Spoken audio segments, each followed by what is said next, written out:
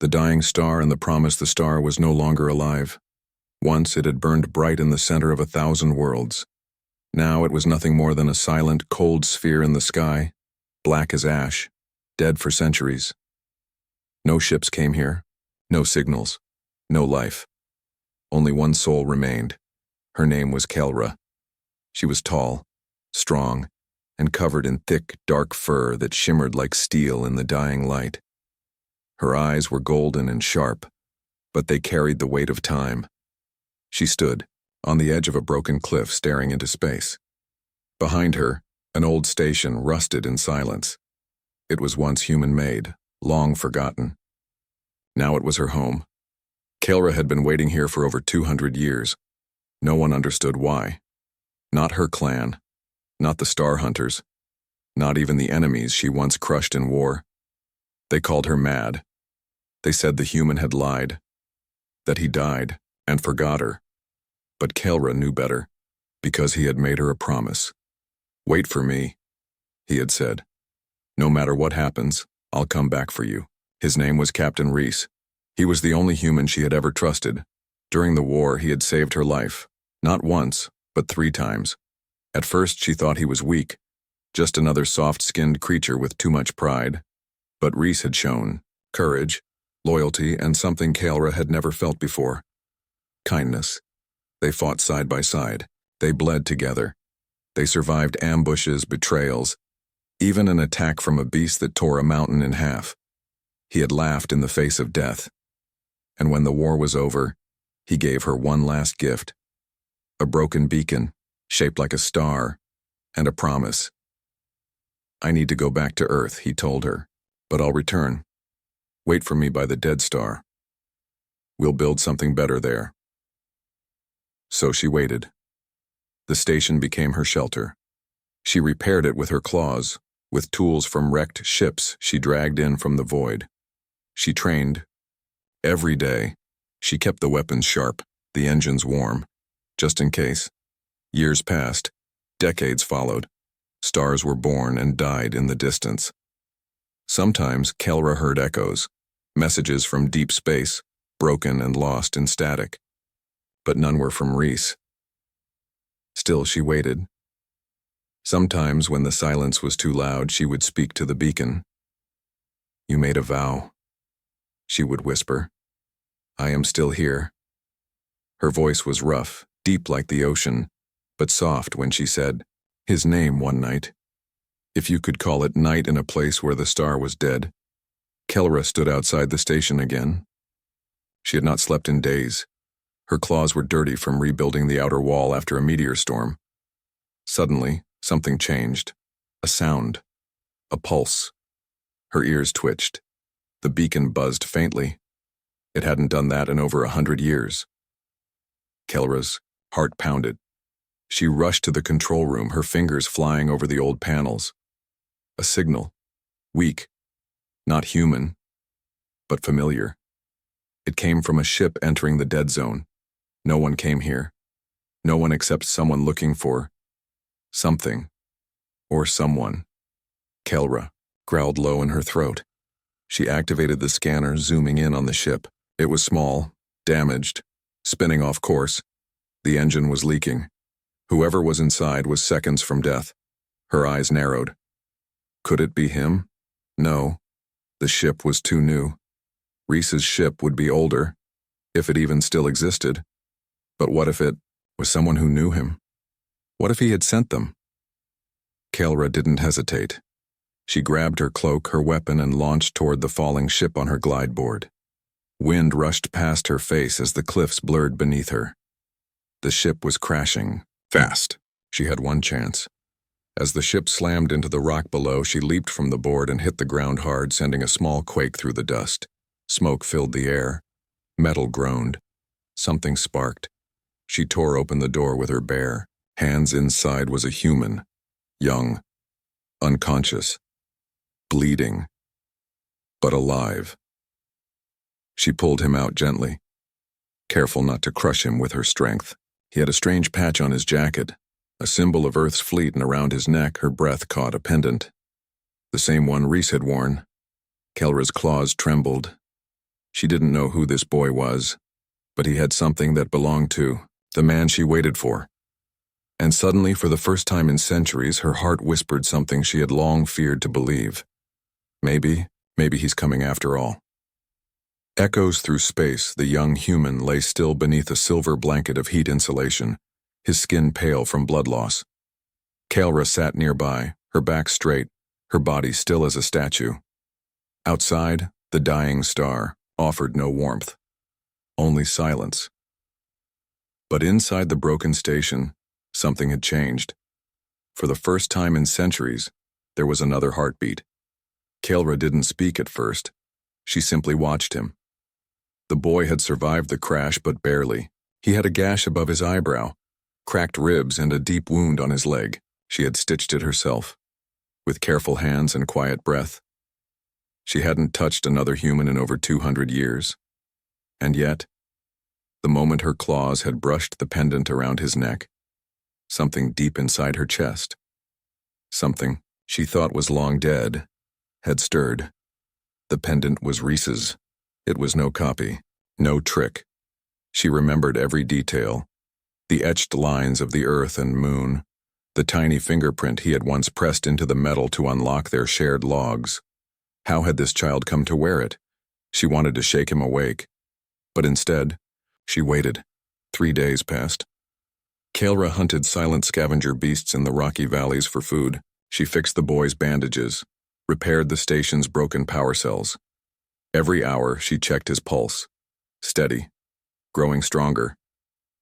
On the 4th day, he opened his eyes. He blinked in confusion, then pain. His lips moved. No sound came. Kaelra placed a water straw near his mouth. He drank slowly, eyes locked on hers. There was fear in them, but not hate. "You saved me," he whispered. Kaelra nodded once. "Who are you?" he asked. Her voice was deep and low. Kaelra. The name made him flinch, not in fear, in recognition. "You're the beast woman," he muttered. "From the Rhys files." Kaelra froze.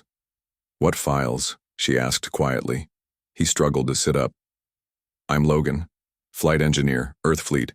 I came looking for a signal, an old distress pulse from this zone, something hidden in the archives.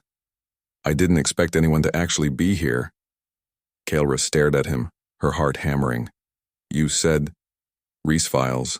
Logan rubbed his head, still weak.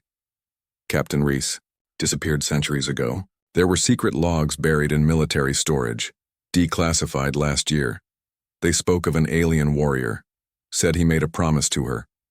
To return." Kaelra stepped closer. "Why were you looking for it?" Logan hesitated. "Because one of those logs had coordinates, and a voice message. It said, 'If anyone finds this, tell Kaelra, I'm sorry.'" A long silence fell. Outside, space drifted on like a forgotten dream. Kaelra turned away, her claws curling tight. "He's alive?" she whispered. "No," Logan said. "The file is old. 208 years. No one's seen him since. But someone erased the last part of his mission log, like they didn't want anyone to know what happened." Kaelra looked over her shoulder, golden eyes glowing. "Someone hid the truth," she growled. Logan nodded. "I think so. And that pendant? That was handed down. From officer to officer, it was found floating near a silent moon with wreckage." Kaelra looked down at the metal star in her palm. Rhys had worn it around his neck the day he left. "Why come alone?" she asked. Logan coughed. "I had to. No one believes the story. They think it's just an old myth. Some say Rhys went mad. Some say he betrayed Earth." Kaelra's voice turned sharp. "He would never betray his own." Logan studied her face. "You loved him," he said softly. Kaelra didn't answer. She didn't need to. That night, as Logan slept under makeshift warmth, Kaelra sat in the old comms room. She wiped dust off the controls. Her claws tapped carefully over ancient buttons. The station's memory banks were mostly dead, but one core remained untouched. buried deep in the lower levels. It required a passcode. Kelra remembered it. Reese had whispered it to her the day he left. She entered the code. The screen flickered to life. One file available. A video log. Time-stamped over 2 centuries ago. Kelra's claws shook as she pressed. Play! Reese appeared on the screen. He looked tired, bruised. His left arm was in a sling. Kelra, he said. If you're watching this, it means I didn't make it back, but listen. It wasn't by choice. I found something. Something Earth Command didn't want me to know. I tried to get back to you, but they took me. Kelra leaned forward, her breath short. There's a data core buried under the station. It holds the truth about me, about the war, and about what they plan to do next. If you find it, find someone who still believes in honor. His face softened. I never stopped thinking of you. The video ended. Kelra sat in silence, heart thudding in her ears, below her feet. Buried, in rock and time, was a secret worth killing for.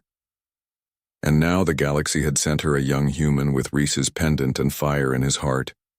Maybe fate hadn't forgotten her after all. The stranger from Earth Logan sat quietly inside the old station's command room, wrapped in layers of cloth and heat packs, watching the strange stars through a cracked window.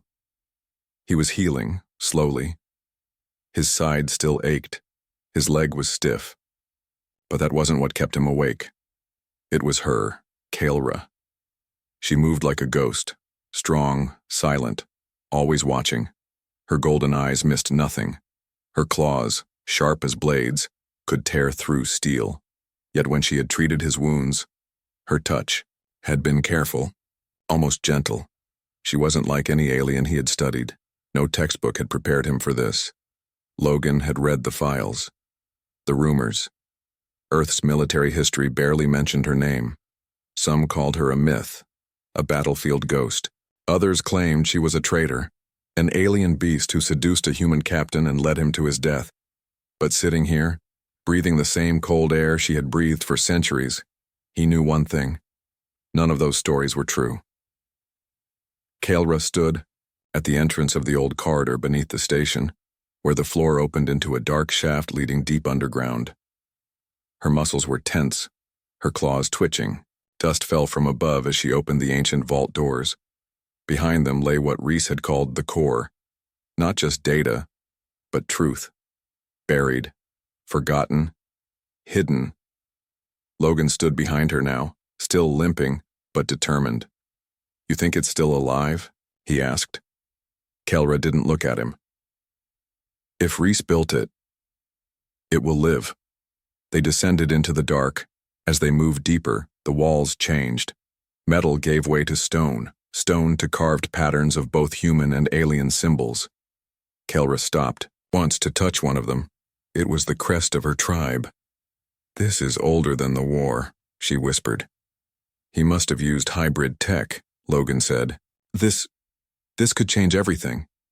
Kelra didn't answer. They reached the core chamber, round, sealed, and silent.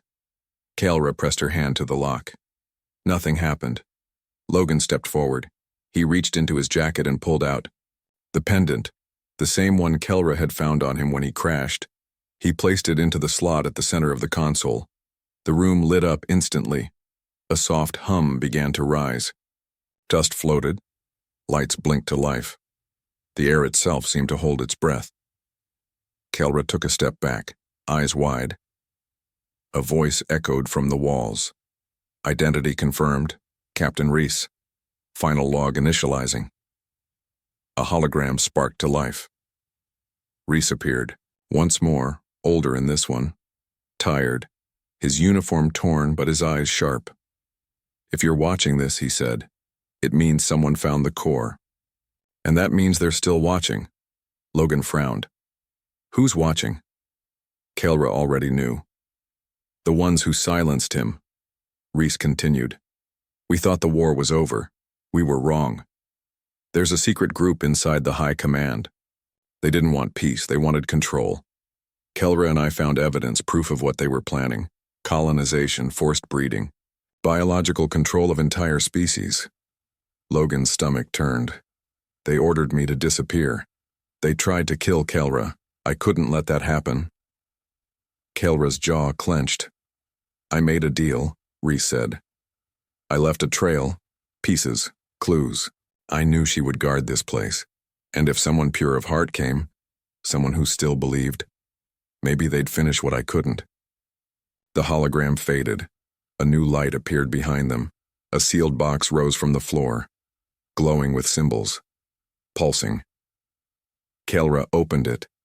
Inside was a cube, the data core itself, ancient, living. And next to it, a small handwritten letter. Logan picked it up. To Kelra, it read, "You waited. I knew you would. I'm sorry for the pain. I'm sorry for the silence. But I never stopped trying. Not for a second. If this core is in your hands, it means I failed.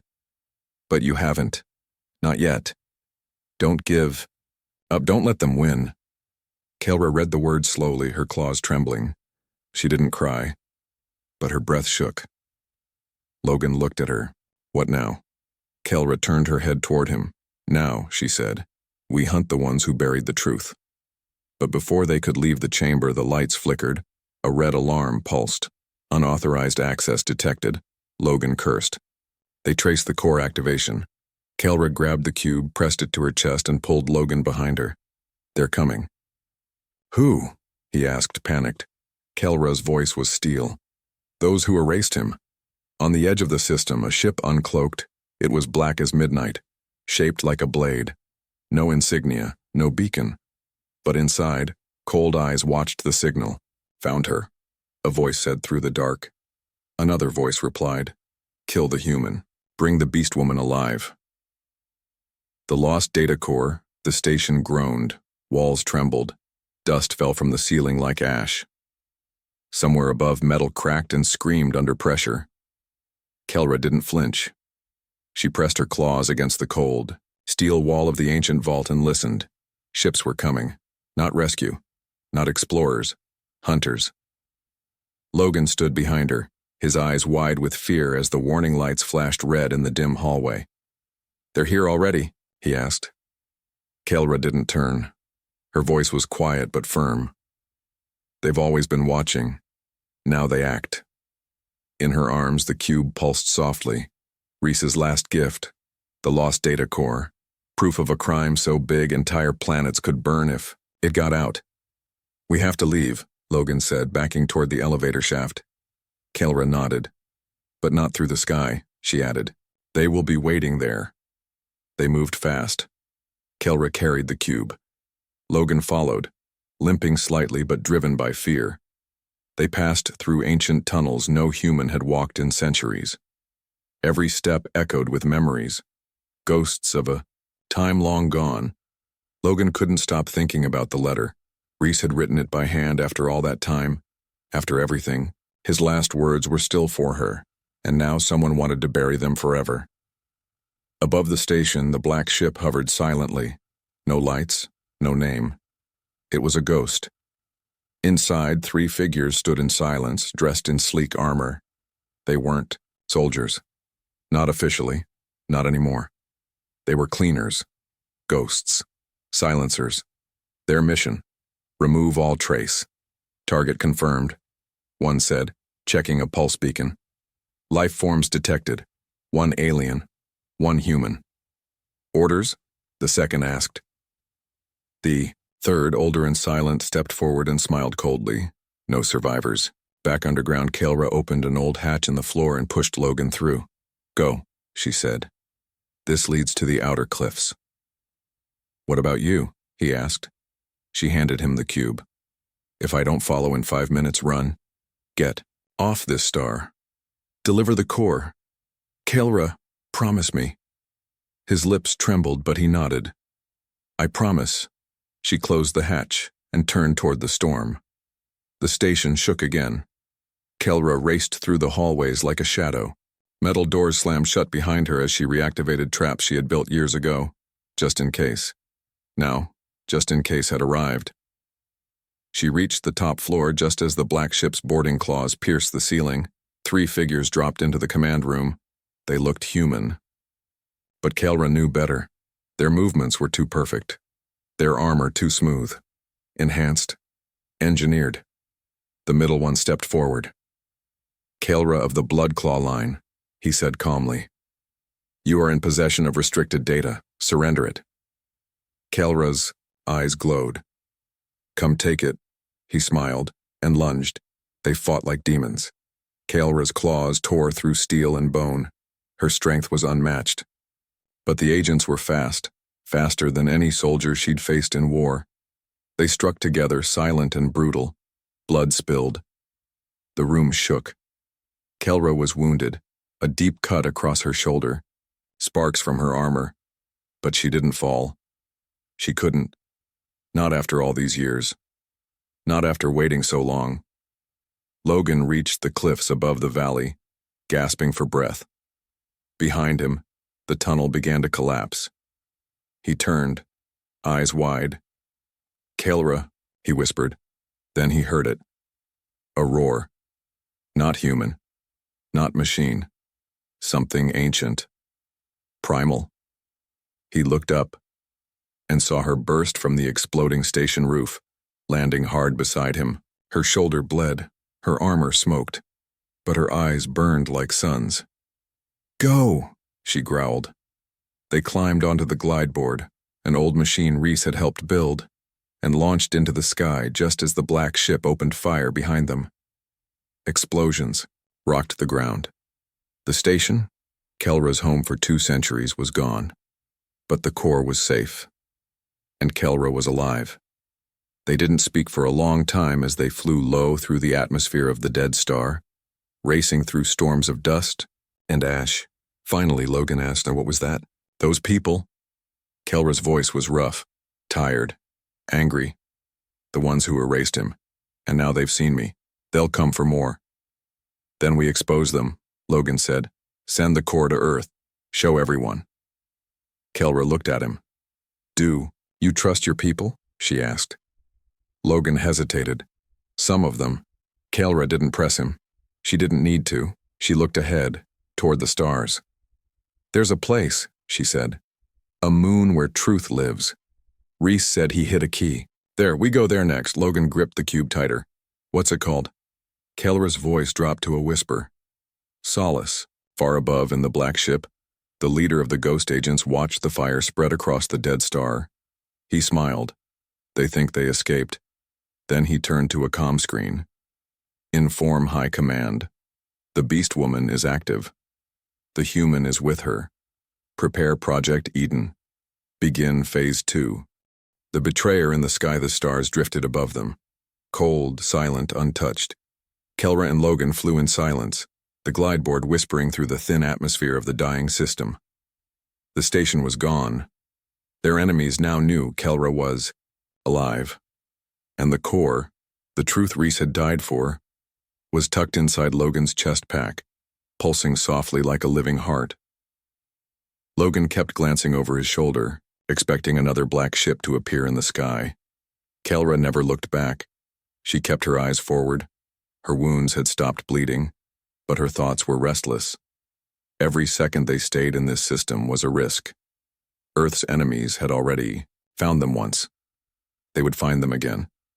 They reached an old docking ring orbiting the shattered moon of Tiras, a long-dead colony once shared between humans and her kind. It had been abandoned after the war, left to rot in silence just like the dead star. Kelra guided the glide board through a gap in the outer shell and landed in a hidden bay she had sealed off long ago. "We're safe here," she said, helping Logan off the board. "For now," Logan replied, "but we both know they're tracking the core." "Only if it's active," Kelra said. "And we turned it off." Logan nodded, then looked around the dark, echoing station.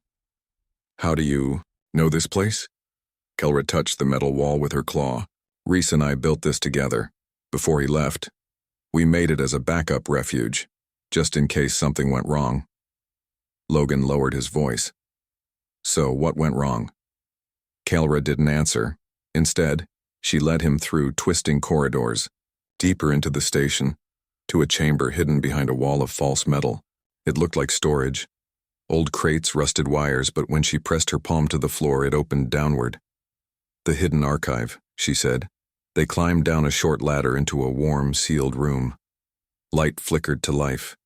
Green, soft, artificial. At the center was a small console and a sealed pod. Logan gasped. Inside the pod was a man, frozen. "That's not Reese," Logan said after a moment. Kael'ra nodded. "No. His name was Sato, Reese's best friend, a tech genius. He volunteered to stay here, to protect the key to the truth." Logan blinked. "He froze himself?" Kael'ra placed a clawed hand on the pod. He said, "Someone will come for the truth, Kael'ra. Someone who still believes." Then he went to sleep.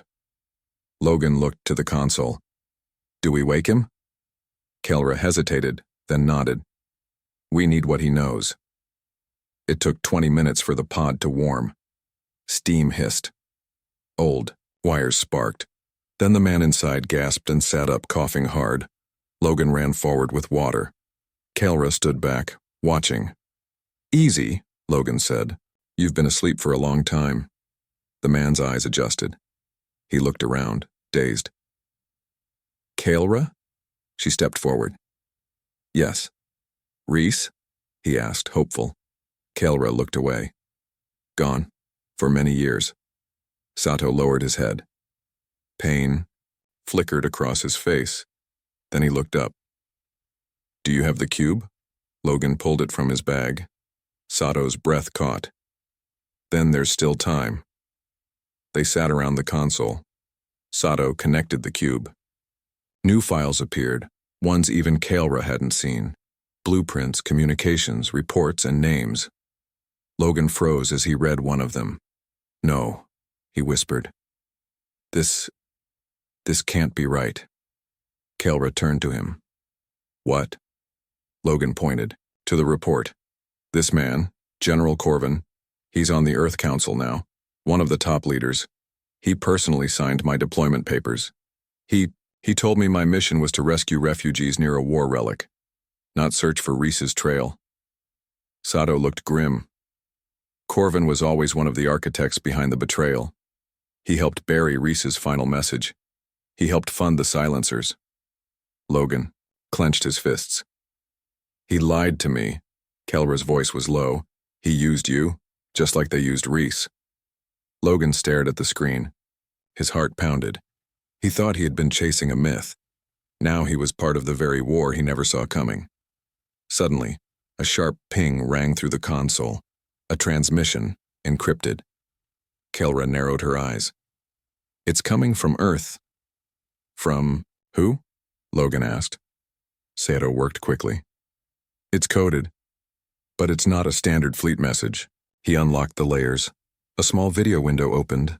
An old man's face appeared. Tired, hollow, scarred. It was Reese. "If this message has reached you," Reese said, "then Sato is awake. Kael'ra is alive, and the cube has survived." His voice cracked. "I'm sorry. I couldn't return. They caught me. They locked me away. But not on Earth. Not in any prison." Kael'ra's eyes widened. Reese leaned closer to the camera. "They put me in a stasis vault on the moon called Solace. I've been trapped there for centuries, but I'm still alive." Logan's mouth fell open. "This is a rescue signal," Reese said. "But they'll trace it. You must hurry." The screen went black. Logan whispered, "He's alive." Kael'ra's claws clenched tight. "Then we're going to get him." Far above in orbit, the black ship moved closer. Its scanners lit up. "Signal located," the cold agent said. They accessed the second core. The commander smiled. "Good. Let them run." He turned to his soldiers. "When they find the human, we kill all three." Flames of the past space burned behind them. Logan, Kael'ra, and Sato sat inside an old stealth skimmer, racing away from the shattered moon of Tiris. Their destination clear. The moon called Solace. The place where Reese had been hidden for over 2 centuries. Forgotten by the galaxy. Remembered only by a beast woman who refused to forget.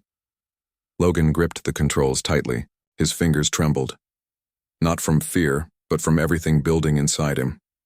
He had grown up thinking his mission was simple, routine, help the fleet, serve the council. But now he knew the truth. He was a pawn. Kelra sat beside him, her eyes locked on the stars ahead. Her wounds were bandaged, her armor repaired. But nothing could calm the fire inside her chest. Rhys had not betrayed her. He had not died in battle. He had been buried alive by the same empire he once served. "How far is Solace?" Logan asked. Breaking the silence, Sato checked the nav board. "It's 2 jumps through restricted zones. We'll have to use old wormholes if they still work." "If?" Logan echoed. Kelra growled softly. "We've come this far. A broken tunnel won't stop me." "Me neither," Logan said. "Not anymore." The ship blinked into warp space. Darkness stretched around them, void tunnels humming. With static, old signals echoed across the walls, whispers from forgotten battles. The skimmer shook, lights flickering, then the first wormhole appeared, pale and trembling, like a scar in the universe. Logan aimed toward it, but suddenly, alarms. Screamed. "They found us," Kelra said. "How?" "We disabled the core's signal," Logan shouted. "They're tracking you," Sato said sharply. "Your implants. Fleet officers are tagged with micro-blood markers. They've been using you as a living signal." Logan's heart dropped. Kelra didn't hesitate. She grabbed a blade from her side, slashed open her own armor pouch, pulled out a medical injector. "Hold still," she growled. "What?" Before Logan could protest, she stabbed it into his neck. Pain shot through him.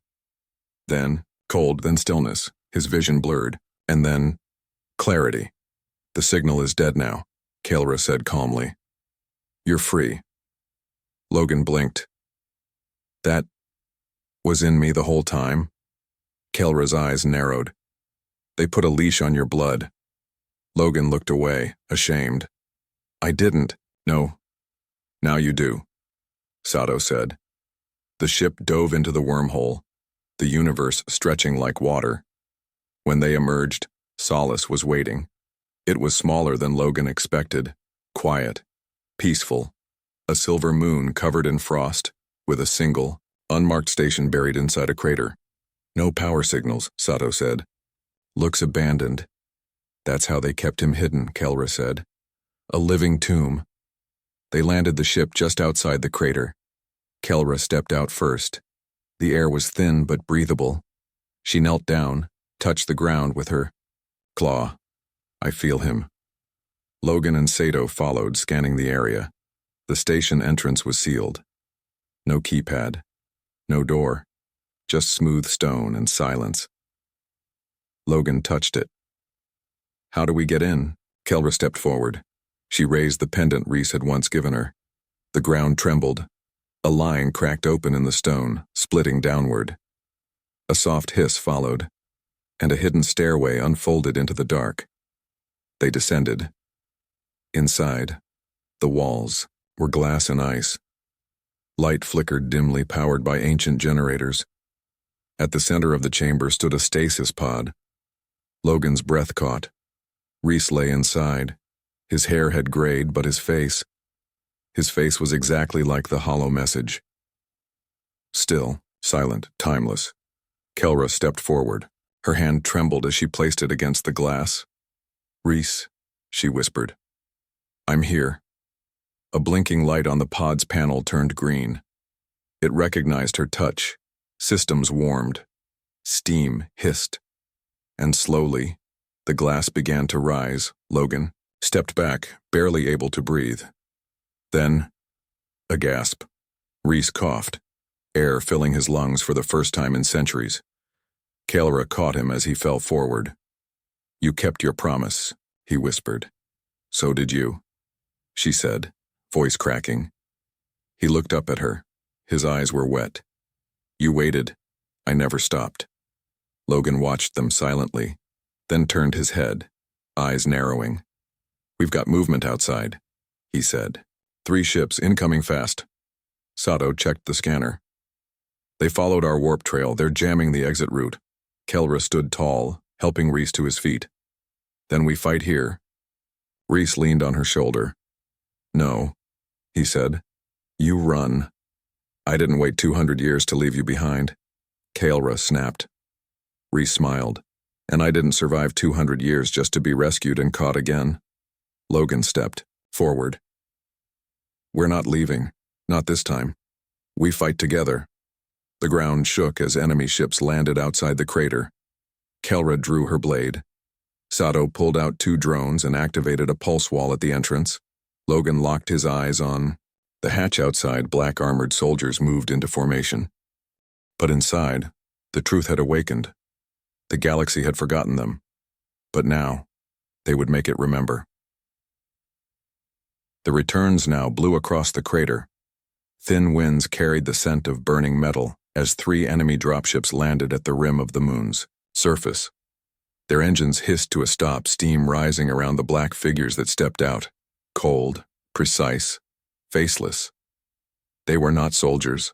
They were silencers, and they had one mission: kill the human. Take the beast woman alive. Destroy the truth. Inside the hidden vault beneath the surface, the truth had already woken. Kelra helped Reese stand. His legs were weak, but his spirit burned. Even after 2 centuries in stasis, his eyes still held fire. Logan secured the data cube in his suit. Sato stood beside him, activating defense protocols built into the station long ago. They'll breach in less than a minute, Sato said. After that, it's full assault. Reese looked to Kelra. We're not ready, Kelra growled. We've waited long enough. Logan moved to the console. If we transmit the cube's contents now, they'll jam us. They'll trace it, Sato added, and destroy the signal mid-broadcast. Reese raised a trembling hand. Then we don't send it from here. Kelra tilted her head. Then where? Reese looked at a small device clipped to Logan's belt. A flare beacon. We give it to them. Seconds later, the outer hatch exploded inward. Fire and smoke filled the passage. Black-armored enemies stormed in, moving like shadows. Fast. Deadly. But Kelra met them first, she roared. A sound that shook the walls and lunged into the storm of bullets. Her blade flashed. Her claws tore. Sparks flew as metal clashed with muscle and fury. Logan took cover, firing from behind a console. Sato controlled the drones, cutting down enemies with searing energy bolts. Reese ducked low, dragging a backup data drive toward the far corridor. This way, he shouted. Logan followed him while Kelra held the line, blood dripping down her side but never once backing down. They reached the backup port room. Logan placed the data cube on the transmitter panel. This system's isolated, Reese said. They won't see it right away. Where does it send to? Logan asked. Earth Command. Directly. Unfiltered. Truth first. The whole galaxy after. Logan hesitated. They'll come after us. Reese looked at him, eyes steady. Truth is worth chasing. Logan nodded. Do it! Kelra screamed as another silencer stabbed her shoulder. She twisted, snapped the attacker's neck, then slammed his body into 2 more. A second blast knocked her back, hard. Pain exploded through her ribs, her vision blurred, but she stood. Because Reese was here. Because she hadn't waited alone for nothing. The core uploaded. The data streamed. Thousands of files, recordings, names, orders, lies, everything the silencers had tried to bury. Logan watched the green bar fill. 2%. 93%. A red light flashed. Detected signal jam initiated. No, Sato shouted. They're jamming us already. 96%. 97%. Then static filled the console.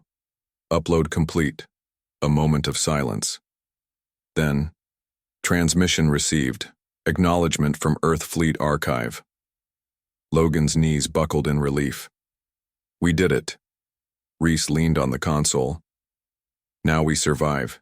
In the main chamber, Kelra's knees gave out, but strong arms caught her. Reese. He stood beside her now, shoulder to shoulder, like he had in the war. They looked at the wave of soldiers charging in. You really came back, she whispered. I told you, he said, eyes burning. I never break a promise. Kelra smiled. and leapt forward. It was chaos. Logan and Sato joined the fight. Explosions tore through the corridor.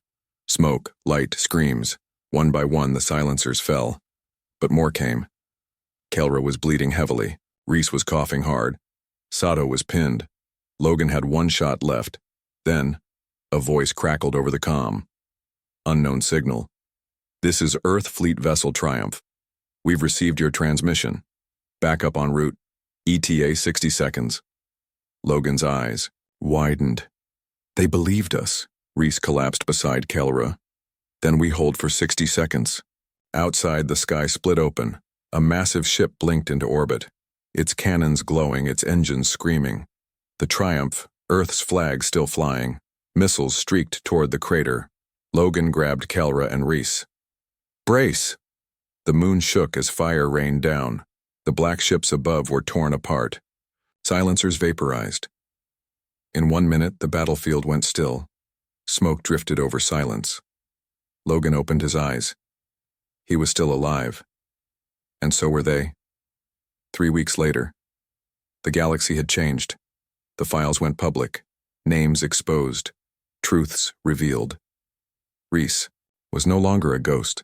He was a hero. Kelra stood beside him at the Galactic Forum, no longer feared, now respected. Not just as a beast woman, but as the guardian of the truth. Logan stood beside Sato, watching as planets across the stars sent messages of support. But one message, one moment, mattered most. As the press asked Reese what had kept him alive for 2 centuries, his answer was simple.